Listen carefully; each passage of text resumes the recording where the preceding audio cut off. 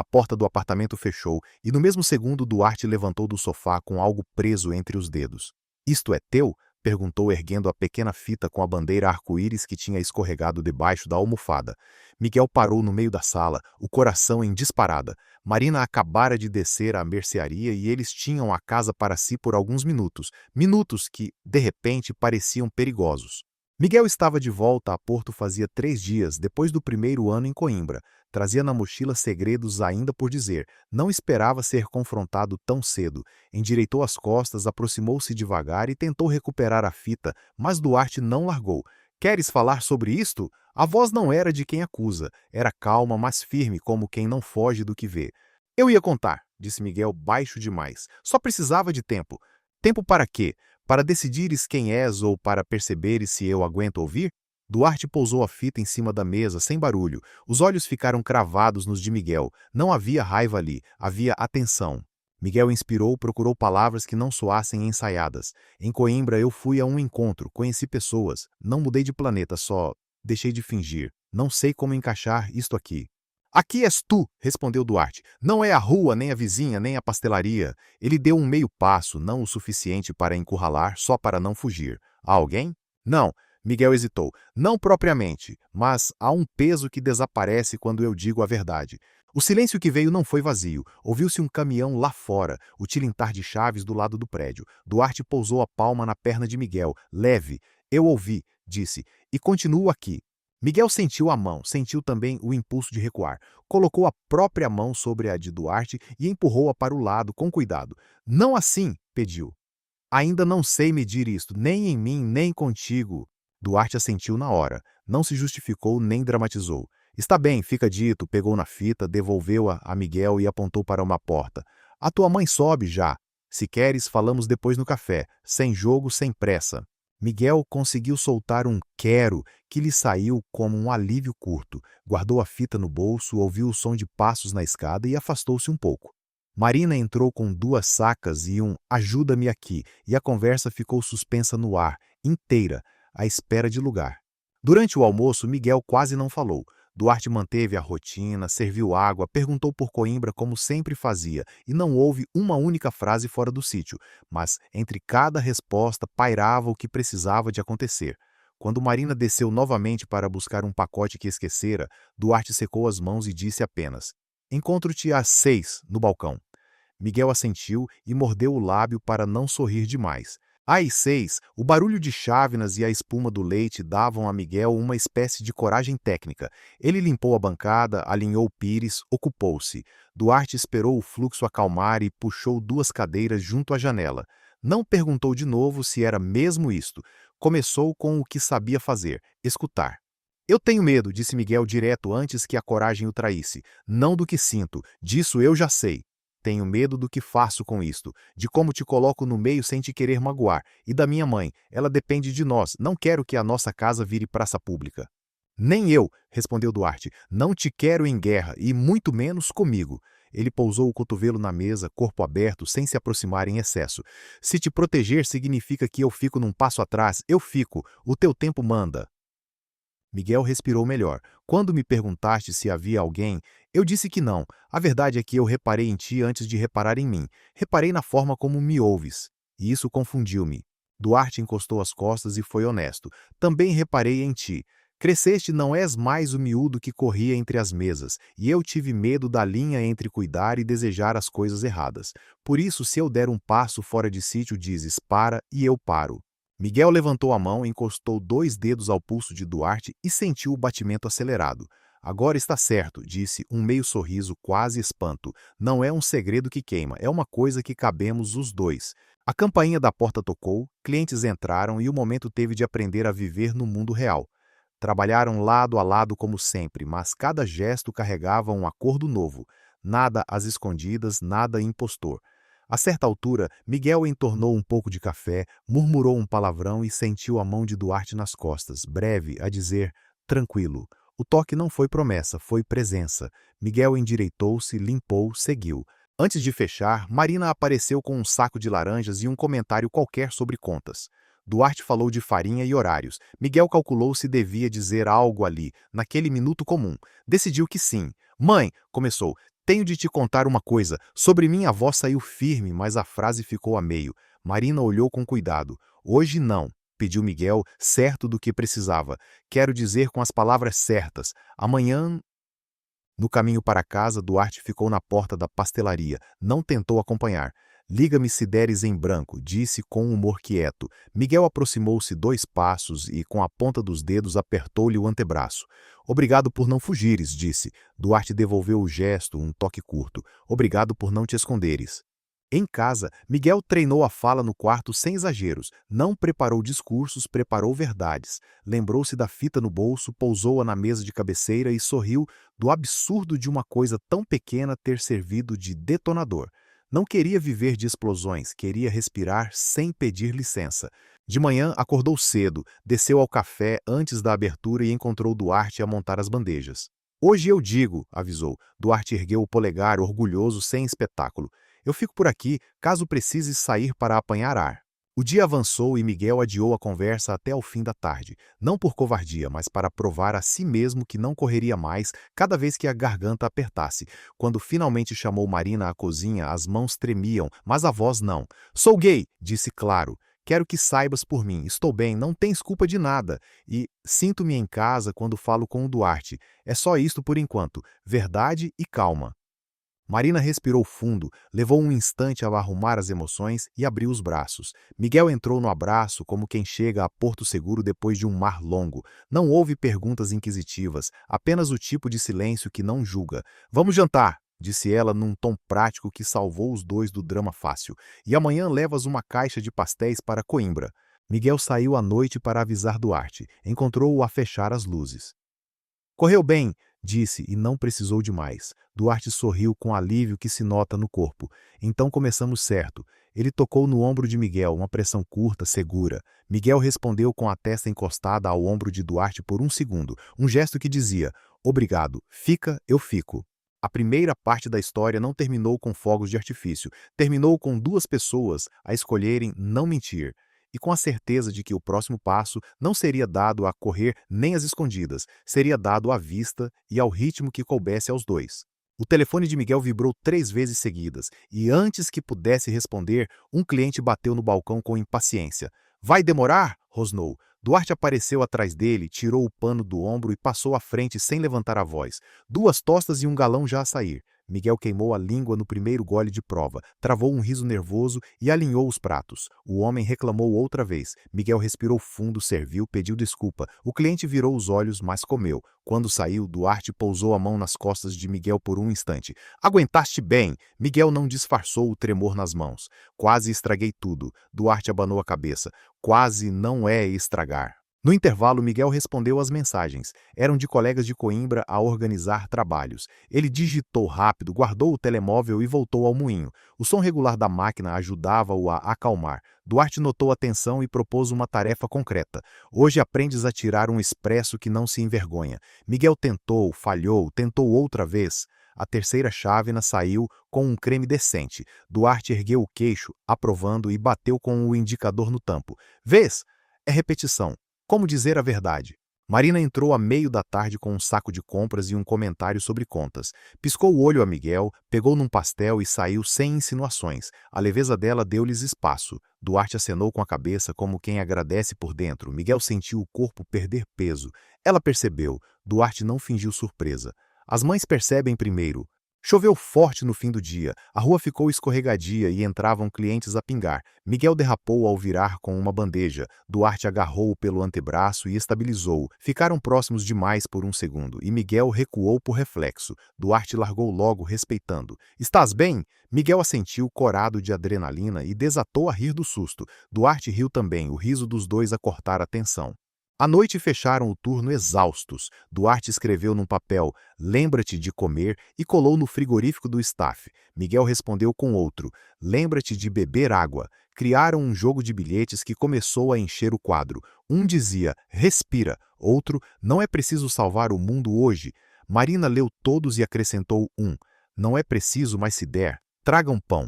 No dia seguinte, Miguel acordou antes do despertador e desceu cedo. Duarte já estava lá, a ligar o forno. Sem conversa comprida, dividiram tarefas. Miguel transportou sacos de farinha, resfolegou, quase desistiu.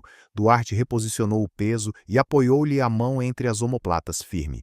Curvas como se fosses subir um monte. Não vai sozinho, Miguel conseguiu. A satisfação não foi teatral, foi útil. Acabaram por dar um toque de punho desajeitado e certo.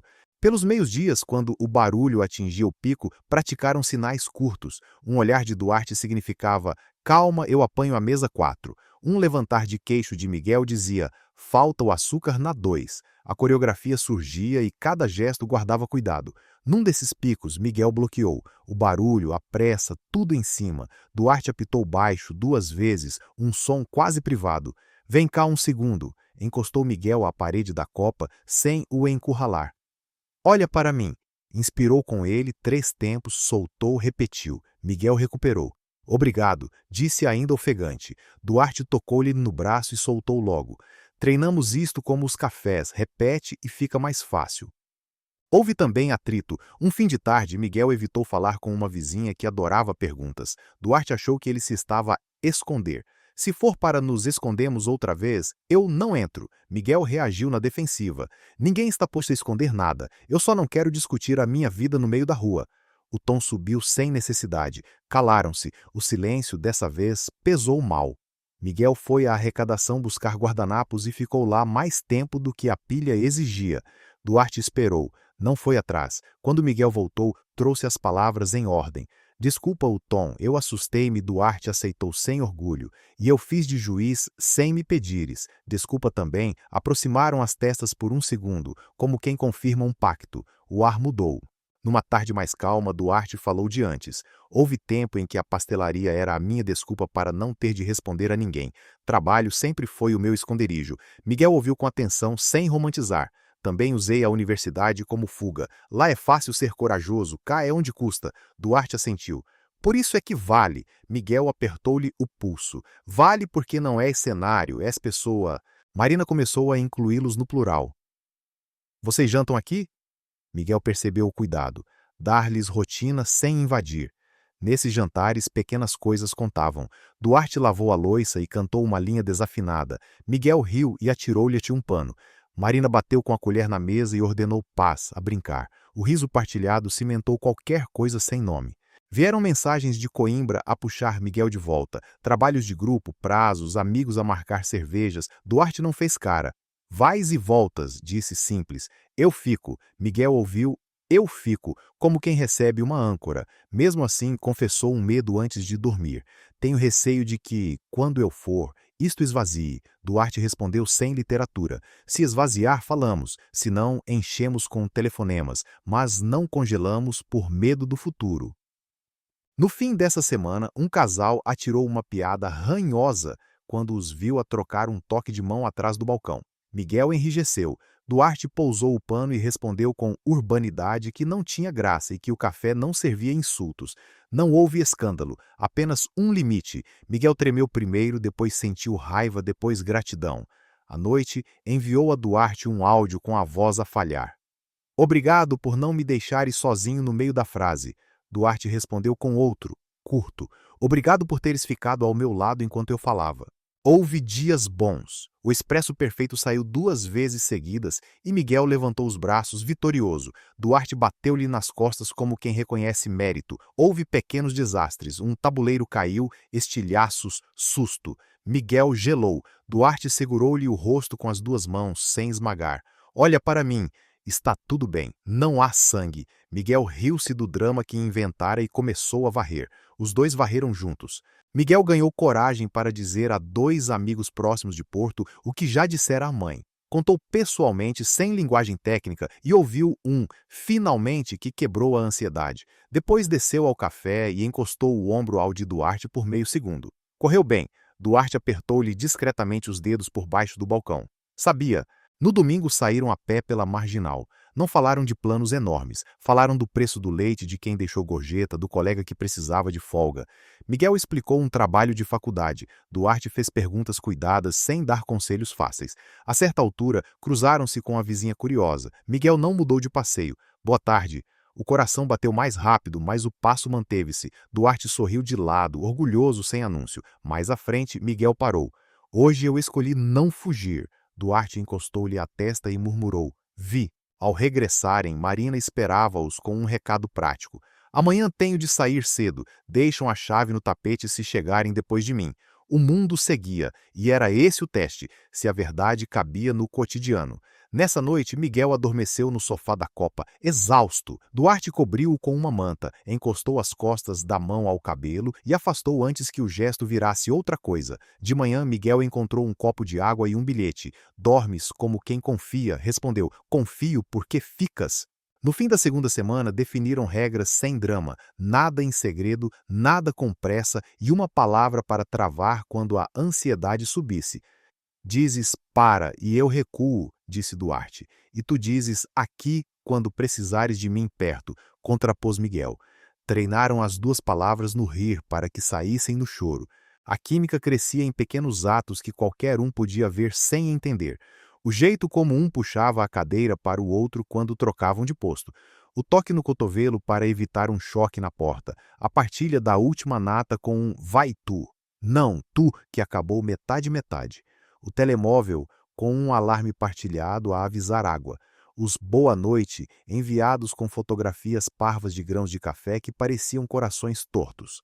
E porém, por baixo, um rumor de cidade começou a organizar-se, um comentário aqui, outro acolá. O patrão da loja em frente lançou uma farpa ambígua sobre confundir trabalho e vida. Miguel sentiu o golpe. Duarte dessa vez não respondeu.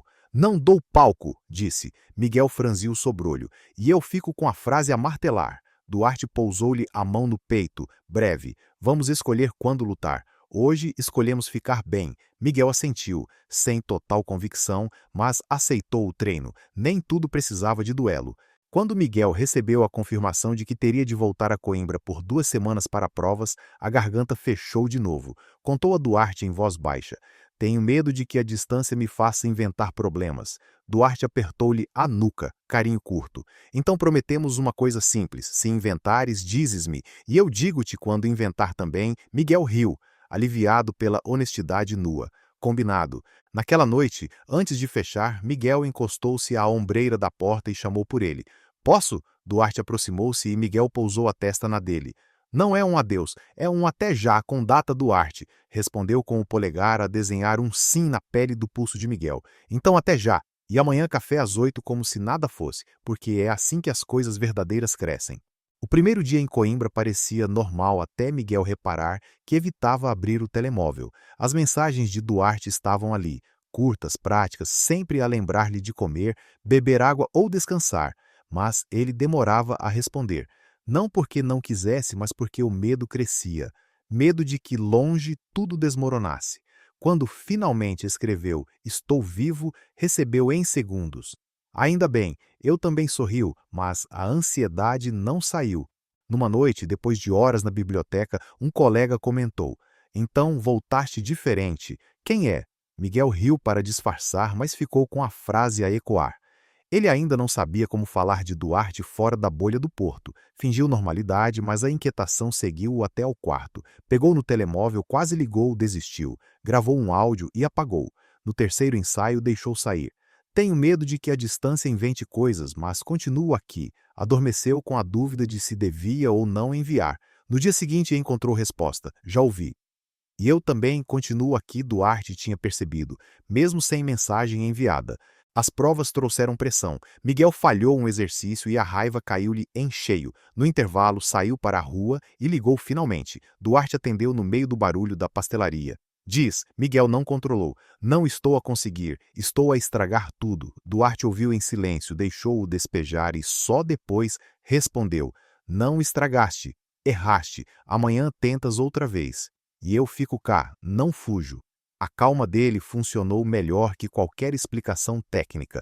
Miguel encostou a cabeça ao muro e respirou. Preciso que acredites em mim mesmo quando eu não acredito. Duarte respondeu sem hesitar. É o que estou a fazer agora. Quando voltou ao porto, 2 semanas depois, Marina foi buscá-lo à estação.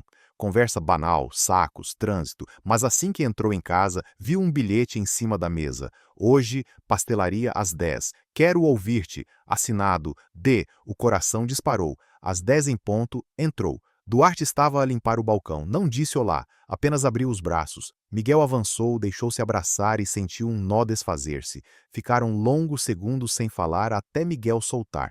Tive medo de te perder sem nunca te ter de verdade. Duarte apertou mais. E eu tive medo de que escolhesses o silêncio. Miguel afastou-se só o suficiente para o olhar nos olhos. Escolhi voltar. Os dias seguintes, contudo, não foram fáceis. As línguas da vizinhança começaram a trabalhar, comentários velados, piadinhas sobre ajudante novo que passa tempo demais no café. Miguel ouviu um vizinho insinuar que certas amizades confundem. A raiva subiu, confrontou Duarte. Não vais responder? Vais deixar que falem assim? Duarte abanou a cabeça. Não alimento quem não interessa, Miguel explodiu.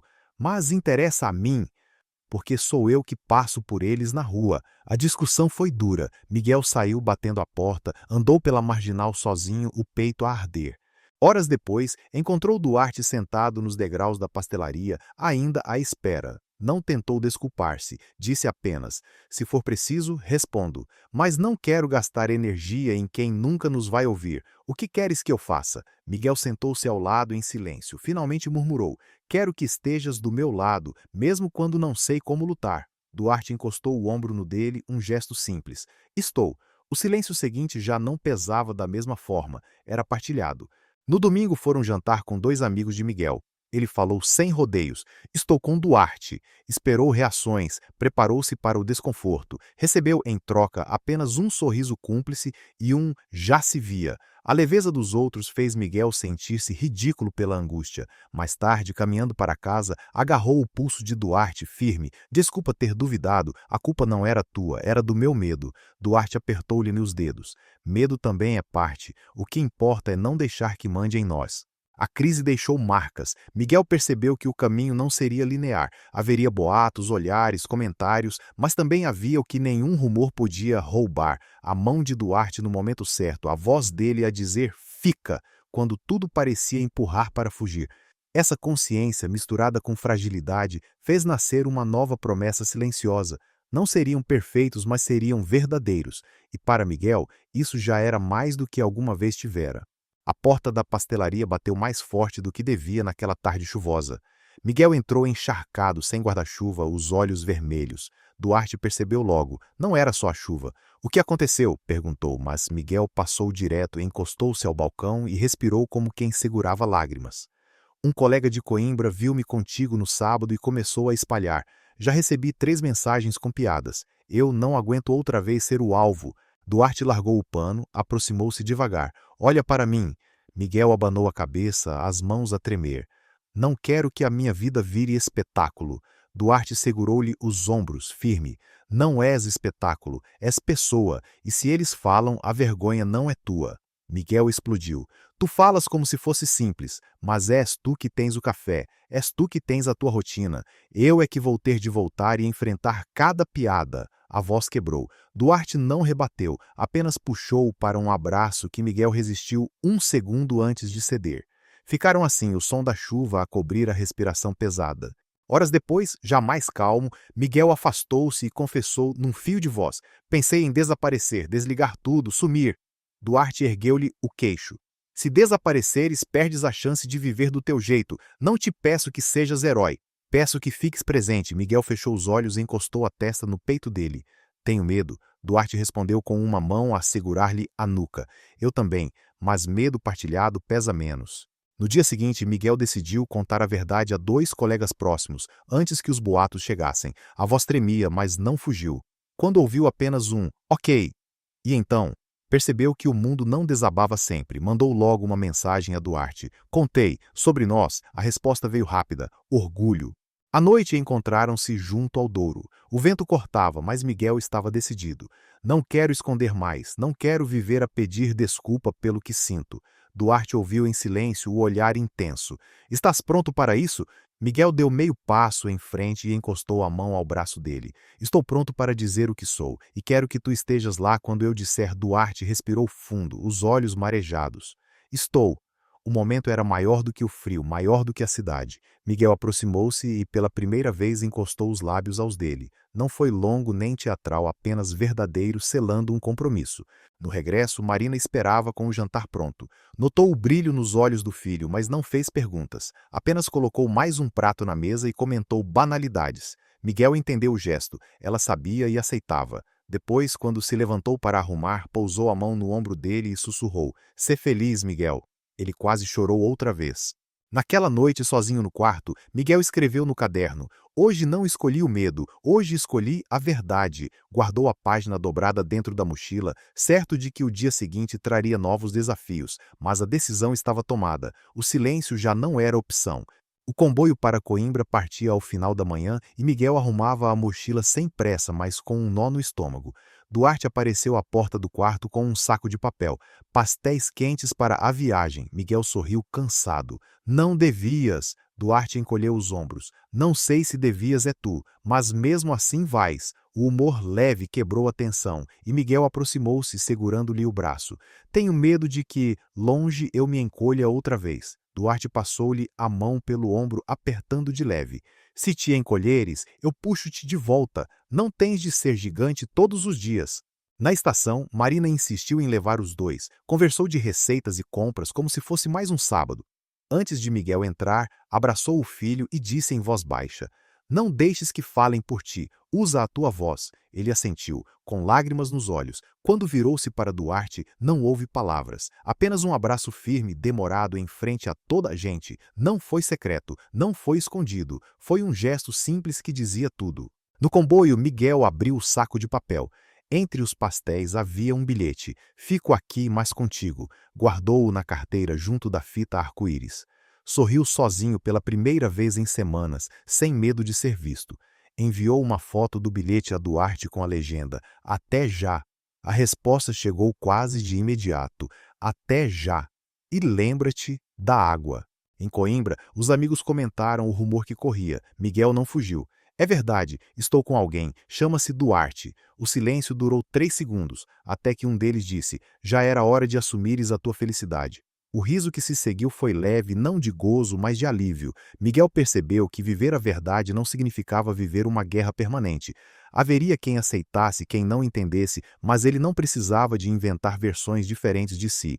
As noites em chamadas de vídeo com Duarte tornaram-se rotina. Conversas sobre contas, sobre o forno que avariava, sobre os trabalhos de faculdade. Nada grandioso, mas constante. E no meio sempre uma troca curta. "Ainda estás aí?" "Sempre." Essas 2 palavras, repetidas, sustentavam mais do que qualquer declaração. Quando regressou a Porto nas férias, não houve mais segredos. Miguel entrou na pastelaria e beijou Duarte na face, natural, sem medo dos olhares. Alguns clientes sorriram, outros fingiram não ver.